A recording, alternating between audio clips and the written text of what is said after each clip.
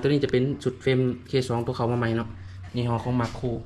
น่าเล่นเป็น40เนาะตัวนี้ชุดกาแถมไปก็คือเก่าเนาะจะมีลูกกับหนึ่ง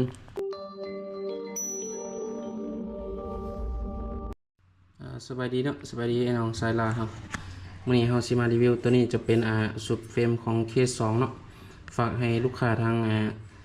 หลวงพระบางเนาะหลวงพระบางแล้วก็ทางแขวงเวียงจันทน์เนาะ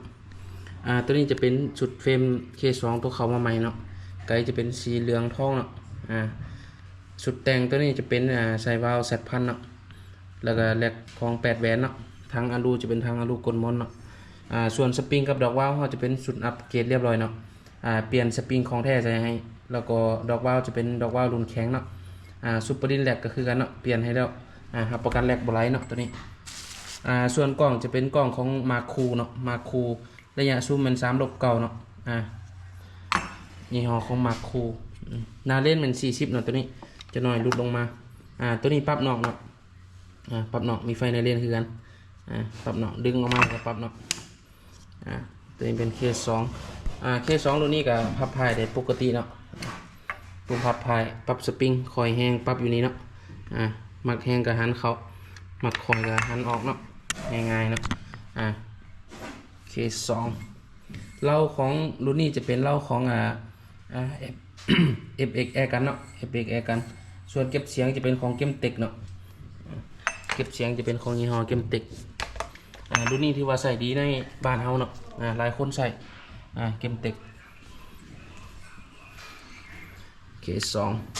1ชุดเฮาจะแถมสูบกลางให้เนาะสูบกลางให้เรียบร้อยสูบกลางรุ่นใหม่เนาะแล้วก็ชุดที่2ก็คือกันเนาะ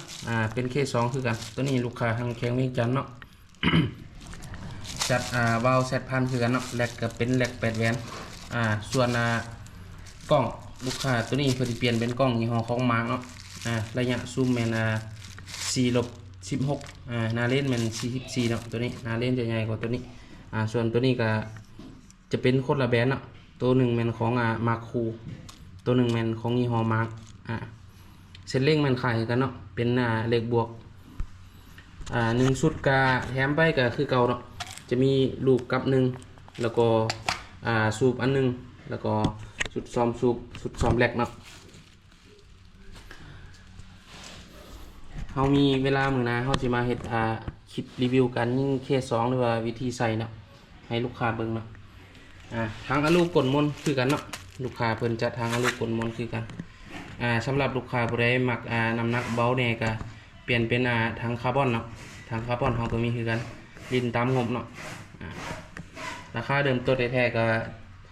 บ่สูงเนาะตัวนี้ประมาณ7หน่อยนึงเนาะ7หน่อยนึงมารีวิวพอคร่าวๆให้ลูกค้าเบิ่งเนาะก่อนสิฟังเฮาก็เทสลองให้ลูกค้าแล้วเนาะส่วนกิบมือรุ่นนี้ก็ถือว่าเหมาะเนาะกับจับพอดีเต็มมือเนาะตัวนี้ตัวนี้จะเป็นไกด์เซฟตี้จะเป็นสีดำเนาะไกด์เซฟตี้